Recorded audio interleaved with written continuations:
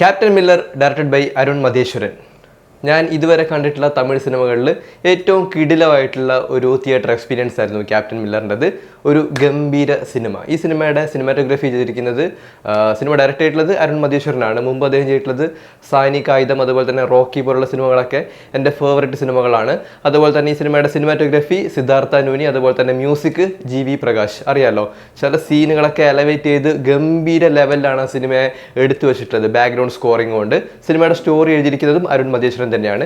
വലിയ ഒരു താരനിര തന്നെ സിനിമയിൽ അഭിനയിച്ചിട്ടുണ്ട്. എടുത്തു പറയേണ്ട ആള് ശിവരാജ് കുമാർ, അറിയാലോ, ശിവണ്ണ, അതുപോലെ തന്നെ ധനുഷ്, ജയപ്രകാശ്, ജോൺ കൊക്കൻ, പ്രിയങ്ക, അതിഥി ബാലൻ, അങ്ങനെ വലിയ താരങ്ങൾ തന്നെ ഈ സിനിമയിൽ അഭിനയിച്ചിട്ടുണ്ട്. ഇതുകൂടാതെ ഒട്ടനേകം ജൂനിയർ ആർട്ടിസ്റ്റുകളും ഈ സിനിമയിൽ അഭിനയിച്ചിട്ടുണ്ട്.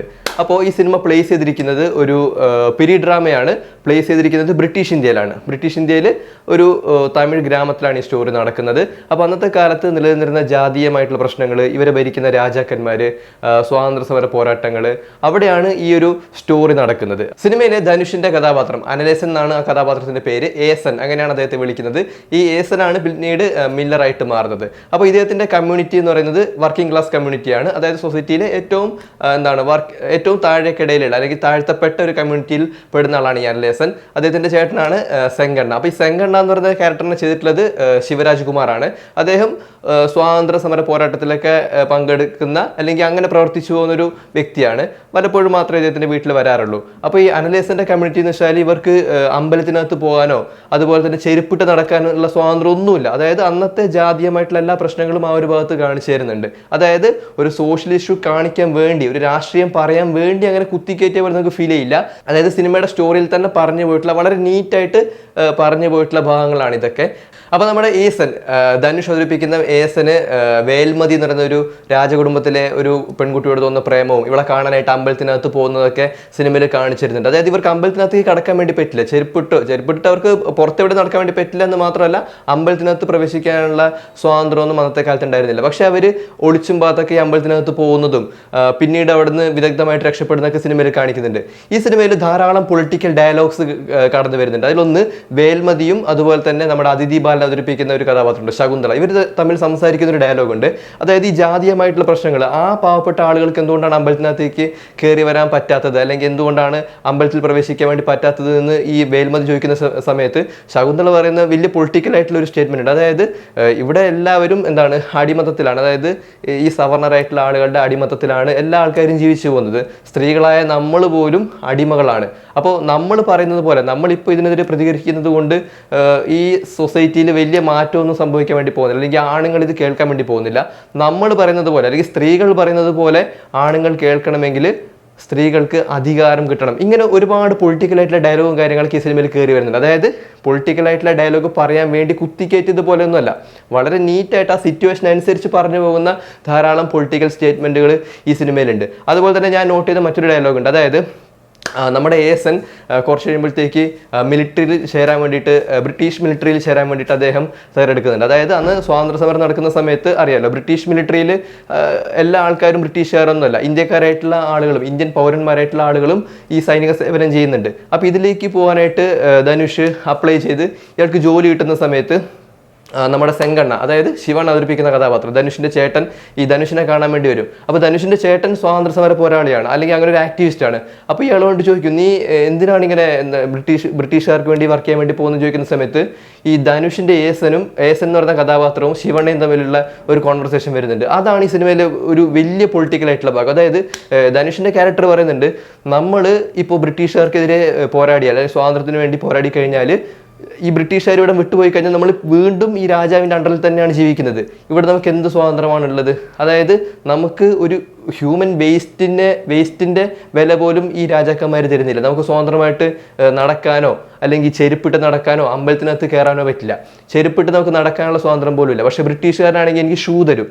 അതായത് ബ്രിട്ടീഷുകാരുടെ മിലിറ്ററിയിൽ പ്രവർത്തിക്കാൻ പോയി കഴിഞ്ഞാൽ അവരെനിക്ക് ഷൂ തരും, ഞാൻ ചെയ്യുന്ന ജോലി അവർ ബഹുമാനിക്കും, അവരുടെ കൂടെ ഇരുന്ന് ഭക്ഷണം കഴിക്കാനുള്ള സ്വാതന്ത്ര്യം കിട്ടും. ഇങ്ങനെ ഒരു വലിയ പൊളിറ്റിക്കലായിട്ടുള്ള ഒരു സ്റ്റേറ്റ്മെന്റ് ഈ ഒരു കഥാപാത്രം അവിടെ പറയുന്നുണ്ട്. എന്നിട്ട് നമ്മുടെ ധനുഷ് മിലിറ്ററിയിൽ പോകുന്ന സമയത്ത് ഇവർക്ക് യൂണിഫോംസ് കൊടുക്കുന്ന സമയത്ത് നമുക്കറിയാലോ, ഈ രണ്ടാം ലോക മഹായുദ്ധ കാലത്തൊക്കെ മിലിറ്ററിയിലുള്ള ആളുകൾക്ക് യൂണിഫോം കൊടുക്കുന്നത് മുമ്പ് ഏതെങ്കിലും സൈനിക സേവനം നടത്തിയ എന്നിട്ട് യുദ്ധത്തിൽ കൊല്ലപ്പെട്ട ഒരു ആൾക്കാരുടെ യൂണിഫോം ഒക്കെ ആയിരിക്കും പിന്നീട് റിക്രൂട്ട് ചെയ്ത് വരുന്ന ആളുകൾക്ക് കൊടുക്കുന്നത്. അതായത് ഫ്രഷ് ആയിട്ടുള്ള യൂണിഫോം ഒന്നും അവർക്ക് കിട്ടില്ല.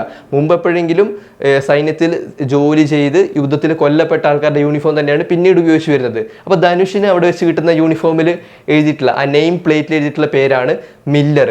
അപ്പോൾ ഇതുപോലെ കുറേ സാധാരണക്കാരായിട്ടുള്ള ആളുകളെ ആ സമയത്ത് റിക്രൂട്ട് ചെയ്യുന്നുണ്ട് മിലിറ്ററിയിലേക്ക്. എന്നിട്ട് ഇവരുടെ ക്യാമ്പിൽ വന്നിരിക്കുന്ന സമയത്ത് ധനുഷ് ഇതുപോലെ ഈ യൂണിഫോം ഒക്കെ ഇട്ടിട്ട് ഈ പേരിങ്ങനെ ഒന്ന് പറഞ്ഞു നോക്കും.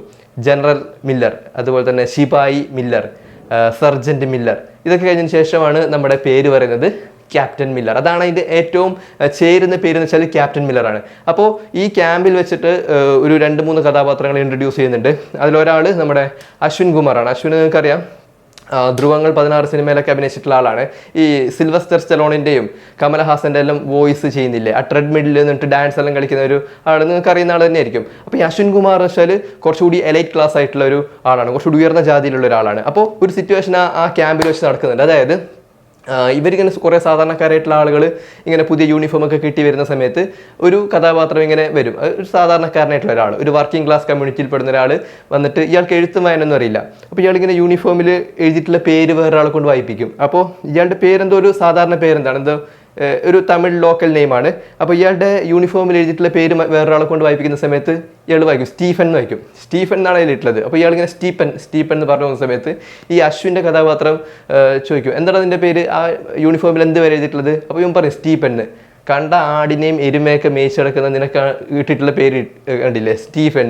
അതായത് നമ്മൾ ഏതൊരു വർക്ക് സ്പേസിൽ പോയി കഴിഞ്ഞാലും ആളുകളുടെ കമ്മ്യൂണിറ്റിയും കാര്യങ്ങളൊക്കെ കണ്ടുപിടിച്ച് അത് വെച്ചിട്ട് ആളുകളെ കളിയാക്കുകയോ അല്ലെങ്കിൽ അവരെ ഒന്ന് കുത്താൻ പറ്റുന്ന അവസരങ്ങളിലൊക്കെ കുത്തുന്ന ആളുകൾ പണ്ട് കാലം മുതൽ ഇന്നത്തെ കാലം വരെ ഉണ്ടായിരുന്നു, അല്ലെങ്കിൽ അന്നത്തെ കാലം മുതലേ ഉണ്ടായിരുന്നു എന്നൊക്കെ വളരെ നീറ്റായിട്ട് അവിടെ കാണിച്ചു തരുന്നുണ്ട്. പിന്നീട് ഈ അശ്വിൻ അവതരിപ്പിക്കുന്ന കഥാപാത്രം സിനിമയിലുടനീളം വളരെ വയലൻ്റ് ആയിട്ടുള്ള ഒരു ഓഫീസറായിരിക്കും, മിലിറ്റൻ്റ് ആയിരിക്കും ഇദ്ദേഹം. അത് സിനിമയുടെ ക്ലൈമാക്സ് വരെ വരുന്നുണ്ട്. പറയാൻ നിന്ന് കഴിഞ്ഞാൽ നമ്മൾ ഒരുപാട് പറയേണ്ടി വരും. ഇങ്ങനെ ഒരുപാട് പൊളിറ്റിക്കലായിട്ടുള്ള സ്റ്റേറ്റ്മെൻറ്റും കാര്യങ്ങളൊക്കെ ഈ സിനിമയിൽ വരുന്നുണ്ട്. പിന്നെ അറിയാലോ, Arun Madheswaran one of the best director, എൻ്റെ ഫേവറേറ്റ് ഡയറക്ടറാണ്. ഇദ്ദേഹത്തിൻ്റെ സിനിമകളുടെയൊക്കെ പ്രത്യേകത എന്ന് വെച്ചാൽ എക്സ്ട്രീം ലോങ് ഷോട്ട് അല്ലെങ്കിൽ ഒരു വലിയ ലോങ് ഷോട്ട് കഴിഞ്ഞതിന് ശേഷം പിന്നെ കാണിക്കുന്നത് വളരെ ക്ലോസപ്പ് ആയിരിക്കും. ഈ 2 ഷോട്ടുകളുടെ ഭീകരമായിട്ടുള്ള കോമ്പിനേഷൻ, അതുപോലെ തന്നെ അദ്ദേഹം എടുക്കുന്ന ഷോട്ടുകളൊക്കെ വളരെ ഇൻട്രസ്റ്റിംഗ് ആണ്. അതായത് സ്റ്റഡി ആയിട്ടുള്ള ഷോട്ടൊന്നും ആയിരിക്കില്ല, പലപ്പോഴും ഹാൻഡ് ഹെൽഡ് ആയിട്ടുള്ള ഷോട്ടുകളായിരിക്കും. അതിൽ തന്നെ ഒരുപാട് ഷെയ്ക്കും കാര്യങ്ങളൊക്കെ വരും. പ്രത്യേകിച്ച് ഈ ഫോളോ ചെയ്ത് വരുന്ന ഷോട്ടുകൾ, ഫോക്കസ് ഔട്ടിൽ നിന്ന് പിന്നെ ഫോക്കസ് ഇന്നിലേക്ക് കയറി വരുന്നത്, ഒരുപാട് ഫോക്കസ് ഔട്ട് ആയിട്ടുള്ള ഷോട്ടുകളൊക്കെ ഉണ്ടാകും. വളരെ ജെന്യൂൻ ആയിട്ടുള്ള, അതായത് റിയൽ ആയിട്ടുള്ള ഷോട്ടുകളായിരിക്കും ഈ അരുൺ മതേശ്വരൻ്റെ സിനിമകളിലൊക്കെ ഉണ്ടാകും. നിങ്ങൾ റോക്കിയും അതുപോലെ തന്നെ സാനി ആ പടം കണ്ടു കഴിഞ്ഞാൽ അതിൽ നമ്മുടെ കീർത്തി സുരേഷാണ് പ്രധാനപ്പെട്ട ക്യാരക്ടറിനെ ചെയ്തിട്ടുള്ളത്. പിന്നെ അതുകൂടാതെ വൻ ബ്ലഡ് ബാത്തൊക്കെ ഇദ്ദേഹത്തിൻ്റെ സിനിമയിൽ ഉണ്ടാവാറുണ്ട്. അപ്പോൾ ഈ സിനിമയുടെ ഫസ്റ്റ് ഹാഫ് വരെ ഒരു ടിപ്പിക്കൽ അരുൺ മതേശ്വരൻ പടമാണ്. അപ്പോൾ അരുൺ മതേശ്വരൻ പടങ്ങളൊക്കെ ചാപ്റ്റർ 1, 2, 3, 4 അങ്ങനെയാണ് വരുന്നത്. ഒരു സിനിമയിൽ തന്നെ ചാപ്റ്റർ 1, ചാപ്റ്റർ 2 ഇങ്ങനെയാണ് പോയിക്കൊണ്ടിരിക്കുക. അതായത് നമ്മുടെ ഈ ടാരന്റിനോ സിനിമയിലൊക്കെ കാണിക്കൂലേ, ഏകദേശം അതുപോലെ തന്നെ. അതിൽ ചാപ്റ്റർ 3 ഒരു ചേസ് ഫൈറ്റ് എക്സ്പ്ലോഷൻ ചെയ്ത് വെച്ചിട്ടുണ്ട്. എൻ്റെ ഒരു കിടിലം സീനായിരുന്നു കേട്ടോ. അത് പക്ക തിയേറ്റർ സ്റ്റഫ്. അത് നിങ്ങൾ മിസ്സായി കഴിഞ്ഞാൽ ഒരു വലിയ സിനിമാറ്റിക് എക്സ്പീരിയൻസ് ആയിരിക്കും നിങ്ങൾ മിസ്സാക്കാൻ വേണ്ടി പോകുന്നത്. പിന്നെ ഇൻ്റർവെല്ലിന് ശേഷം അങ്ങോട്ടേക്കുള്ള ഭാഗം ധനുഷിൻ്റെ ക്യാരക്ടറിൻ്റെ ഒരു എവല്യൂഷൻ തന്നെയാണ്. അദ്ദേഹത്തിൻ്റെ മൊത്തത്തിൽ ഫിസിക്കൽ ഉണ്ടാകുന്ന ഒരു മാറ്റവും അതുപോലെ തന്നെ അദ്ദേഹത്തിൻ്റെ ഈ മെൻറ്റാലിറ്റി ഉണ്ടാകുന്ന മാറ്റമൊക്കെ വളരെ വിസിബിളാണ്. ധനുഷിൻ്റെ ഒരുമാതിരിപ്പെട്ട ക്യാരക്ടേഴ്സൊക്കെ എങ്ങനെയാണ്, അതായത് മാനസികമായിട്ട് ഒരു ചേഞ്ച് വരുന്നത് നമുക്ക് ഇദ്ദേഹത്തിൻ്റെ പല സിനിമകളിലെ കഥാപാത്രങ്ങളിലും നമുക്ക് കാണാൻ വേണ്ടി പറ്റും. അതൊക്കെ നല്ല രീതിയിൽ ചെയ്യാൻ പറ്റുന്ന ഒരു ആക്ടർ തന്നെയാണ് ധനുഷ്. അതുപോലെ തന്നെ ഈ സിനിമയുടെ മ്യൂസിക് സെക്ഷനിലേക്ക് വന്നു കഴിഞ്ഞാൽ ശിവണ്ണയുടെ ആദ്യത്തെ എൻട്രി വളരെ നോർമലായിട്ടുള്ളൊരു എൻട്രിയാണ്. അത് ധനുഷിൻ്റെ എൻട്രിയും അങ്ങനെ തന്നെയാണ്. പക്ഷേ ശിവണ്ണയുടെ സെക്കൻഡ് എൻട്രി ഉണ്ട്. എൻ്റെ മോനെ ആ ഭാഗത്ത് ചെയ്തു വെച്ചിട്ടുള്ള ഒരു മ്യൂസിക് വർക്ക് ഉണ്ട്. അത് നിങ്ങൾ എക്സ്പീരിയൻസ് ചെയ്യേണ്ടത് തന്നെയാണ്. ധനുഷ് പിന്നെ ആദ്യത്തെ എൻട്രിക്ക് ശേഷം ക്യാപ്റ്റൻ മില്ലറായി മാറിയതിന് ശേഷം വരുന്ന ഓരോ പോയിന്റും അതിഗംഭീരമായിരുന്നു കേട്ടോ. അതുപോലെ തന്നെ ഇതിൽ പ്രധാനപ്പെട്ട റോൾ ചെയ്തിട്ടുള്ള ഒരു ആള് നമ്മുടെ ജയപ്രകാശാണ്. പിന്നെ ജയപ്രകാശിൻ്റെ അസിസ്റ്റൻ്റായിട്ട്, അതായത് അസിസ്റ്റന്റ് രാജാവായിട്ട് വന്നിട്ടുള്ള നമ്മുടെ ജോൺ കൊക്കനാണ്. ജോൺ കൊക്കൻ നിങ്ങൾക്ക് അറിയാലോ, സർപ്പാട്ടെ പരമ്പരയിൽ ഗുസ്തിക്കാരനായിട്ടൊക്കെ അഭിനയിച്ചിട്ടുള്ള ആളാണ്. ഈ ജോൺ കൊക്കൻ കൊക്കൻ ധനുഷുമായിട്ട് സംസാരിക്കാൻ വരുന്നൊരു സീനുണ്ട്. ആ സീൻ കൺസ്ട്രക്ട് ചെയ്ത് വെച്ചിട്ടുള്ളത് അതിഗംഭീരമായിട്ടാണ്. അതായത് ഈ രാജാവിൻ്റെ ഇവരുടെ അമ്പലമുണ്ട്, അമ്പലത്തിനകത്ത് സാധാരണക്കാരൊന്നും കയറ്റില്ല, പക്ഷെ അമ്പലത്തിനകത്തൊരു വിഗ്രഹമുണ്ട്. ഈ വിഗ്രഹം എന്താ വെച്ചാൽ ബ്രിട്ടീഷുകാർ കൊണ്ടുപോകും. അപ്പോൾ ബ്രിട്ടീഷുകാരെ നേരിട്ട് ഡിഫെൻഡ് ചെയ്യാനുള്ള ആരോഗ്യമോ അല്ലെങ്കിൽ അതൊന്നും ആരോഗ്യമല്ല, ഒരു പവറൊന്നും രാജാവിനൊന്നുമില്ല അല്ലേ. അവർക്ക് ഈ പാവപ്പെട്ട ആൾക്കാരെ തല്ലി ഒതുക്കാനേ പറ്റൂ, ബ്രിട്ടീഷുകാരോടൊന്നും വേണ്ടില്ല. അപ്പോൾ ബ്രിട്ടീഷുകാർ കൊണ്ടുപോകും. പക്ഷേ ഈ ഒരു വിഗ്രഹം, വില കൂടിയ സാധനം തിരിച്ചെടുക്കണമെങ്കിൽ അവർക്ക് മില്ലറിൻ്റെ സഹായം വേണം. ഓക്കെ, അപ്പോൾ ഈ മില്ലറിനെ കാണാൻ വേണ്ടിയിട്ട് നമ്മുടെ ജോൺ കൊക്കൻ പോകുന്ന ഒരു സീൻ കൺസ്ട്രക്ട് ചെയ്ത് വെച്ചിട്ടുണ്ട്. അതായത് മില്ലർ താഴെ ഇരുന്നിട്ടുണ്ടാവും, ഒരു പാറവട പോലത്തെ സ്ഥലമാണ്. മില്ലർ താഴെ ഇരുന്നിട്ടുണ്ടാവും, ജോൺ കൊക്കൻ്റെ കഥാപാത്രം മേലെ നിന്ന് ഇങ്ങനെ നടന്നു വരുന്ന സീൻ.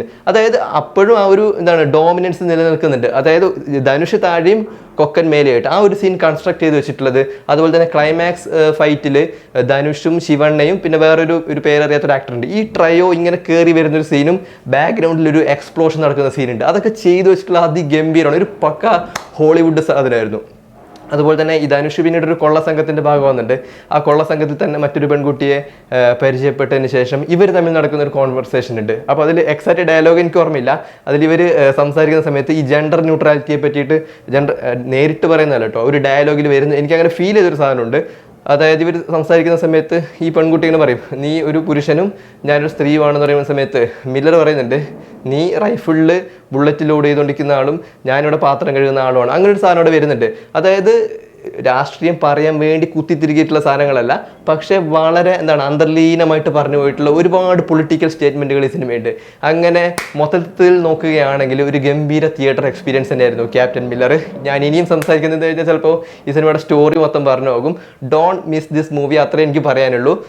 അതായത് നമ്മുടെ അമൽ നീരദിൻ്റെ ഇയോബിൻ്റെ പുസ്തകം എന്ന് പറയുന്ന സിനിമയുടെ തിയേറ്റർ എക്സ്പീരിയൻസ് നിങ്ങൾ മിസ്സാക്കിയിട്ടുണ്ടെങ്കിൽ ഒന്നും നോക്കണ്ട, ഈ പടത്തിന് ധൈര്യമായിട്ട് ക്യാപ്റ്റൻ മില്ലറിന് ധൈര്യമായിട്ട് ടിക്കറ്റ് എടുത്തോ. ഇതൊരു അന്യായ എക്സ്പീരിയൻസ് ആണ്. ഒരുപക്ഷെ ഇയോബിൻ്റെ പുസ്തകത്തോളം അല്ലെങ്കിൽ അതുക്കും മേലെ പണി വെച്ചിട്ടുള്ള ഒരു എക്സ്ട്രാ ഓർഡിനറി വർക്കാണ്. Hands off Arun Madheswaran. ഒരു കിടിലം തിയേറ്റർ എക്സ്പീരിയൻസ് ആണ്. ഗംഭീര പടം. അതിൽ ശിവണ്ണയൊക്കെ അത്യാവശ്യം ഏജ്ഡ് ആയിട്ടുള്ള ഒരു ആക്ടറാണ്, പക്ഷേ അദ്ദേഹത്തിൻ്റെ സ്വാഗ് എന്ന് വെച്ചാൽ അതിഗംഭീരമാണ്, ഒരു രക്ഷയില്ലാത്ത സ്വാഗാണ്. ഈ മനുഷ്യൻ ഇതെങ്ങനെയാണ് ചെയ്യുന്നതെന്ന് വെച്ചാൽ നമുക്ക് തന്നെ അത്ഭുതപ്പെട്ടു. ആ ഒരു സ്ക്രീൻ പ്രസൻസും. ധനുഷ് പിന്നെ കുറച്ചുകൂടി യങ്ങറാണെന്ന് വിചാരിക്കാം, പക്ഷേ ഇദ്ദേഹത്തിൻ്റെ ഈ ഒരു ഏജിലും ശിവണ്ണയുടെ ഈ ഒരു ഏജിലും ചെയ്തു വെച്ചിട്ടുള്ള ആ ഒരു സ്വാഗും കാര്യങ്ങളും അദ്ദേഹത്തെ പ്ലേസ് ചെയ്തിരിക്കുന്ന രീതി അതിഗംഭീരമാണ് കേട്ടോ. തീർച്ചയായിട്ടും ഒരു റിപ്പീറ്റ് വാച്ച് വാല്യൂ ഉള്ള സിനിമയാണ്. ഒന്നുകൂടി ഈ സിനിമ കാണേണ്ടി വരും. സോ തീർച്ചയായിട്ടും കാണുക. ക്യാപ്റ്റൻ മില്ലർ ഒരു ഗംഭീര സിനിമയാണ്. ഒരാളെ ഞാൻ പറയാൻ വേണ്ടി വിട്ടുപോയി, അതായത് നമ്മുടെ അഷ്റഫ് മലിശ്ശേരിയും ഈ സിനിമയിൽ അഭിനയിച്ചിട്ടുണ്ട്. അരുൺ മതേശ്വരൻ്റെ എല്ലാ സിനിമകളിലും അഷ്റഫ് മലിശ്ശേരിയെ കാണാറുണ്ട്. നിങ്ങൾക്ക് ഓർമ്മയുണ്ടാവും, റോക്കി എന്നുള്ള സിനിമയിൽ ജാവ ബേക്കിൽ വരുന്ന ഹൈറ്റ് കൂടിയൊരു അപ്പാപ്പനില്ലേ, ഇയാൾ കമ്മട്ടിപ്പാടത്തിലൊക്കെ അഭിനയിച്ചിട്ടുണ്ട്. KD ജോസ് ആയിട്ട് അഭിനയിച്ചിട്ടുണ്ട്. പിന്നെ അപ്പൻ എന്ന് പറയുന്ന സിനിമയിൽ അലൻസറിനെ കാണാൻ വേണ്ടിയിട്ട് വെള്ള ജുബ്ബയൊക്കെ ഇട്ട് വരുന്ന ഒരാളില്ലേ, അദ്ദേഹം ഈ സിനിമയിൽ അഭിനയിച്ചിട്ടുണ്ട്. അത് ജിഗർ ദണ്ഡയിൽ ലോറൻസിൻ്റെ അപ്പനായിട്ട് അഭിനയിച്ചിട്ടുള്ള ഒരു അപ്പാപ്പൻ ഈ സിനിമയിലുണ്ട്. അങ്ങനെ പിന്നെ ഈ സിനിമയിലെ ജൂനിയർ ആർട്ടിസ്റ്റുകളൊക്കെ ഗംഭീര പെർഫോമൻസ് ആയിരുന്നു. അറിയാലോ, ഒരു പീരീഡ് ഡ്രാമ ആയതുകൊണ്ട് തന്നെ ഒരുപാട് ജൂനിയർ ആർട്ടിസ്റ്റുകൾ വരും. പക്ഷേ ടിപ്പിക്കൽ ജൂനിയർ ആർട്ടിസ്റ്റുകളുടെ ചില പെർഫോമൻസ് ഉണ്ടാവുമല്ലോ. അതായത് ഈ നിങ്ങൾ കണ്ടിട്ടുണ്ടാവും നമ്മുടെ അറബിക്കടലിലെ സിംഹത്തിലൊക്കെ ചെയ്തു വെച്ചിട്ടില്ലേ, അമ്മാതിരി വർക്കൊന്നുമല്ല. ജൂനിയർ ആർട്ടിസ്റ്റുകളൊക്കെ എത്ര പെർഫെക്റ്റ് ആയിട്ടാണ് അരുൺ മതേശ്വരൻ ഉപയോഗിച്ചിട്ടുള്ളത്. അല്ലെങ്കിൽ അവർക്കുള്ള ഇൻസ്ട്രക്ഷൻസ് കൊടുത്തുകൊണ്ട് എന്താണോ അദ്ദേഹത്തിന് വേണ്ടത് ആ ഒരു ഔട്ട് അദ്ദേഹം എടുത്തു വെച്ചിട്ടുള്ള അതിഗംഭീരമായിരുന്നു. അങ്ങനെ ഒരു ഗംഭീര സിനിമ അനുഭവമായിരുന്നു ക്യാപ്റ്റൻ മില്ലർ. ഒരു കിടിലം പടം, ഒരു രക്ഷയില്ല.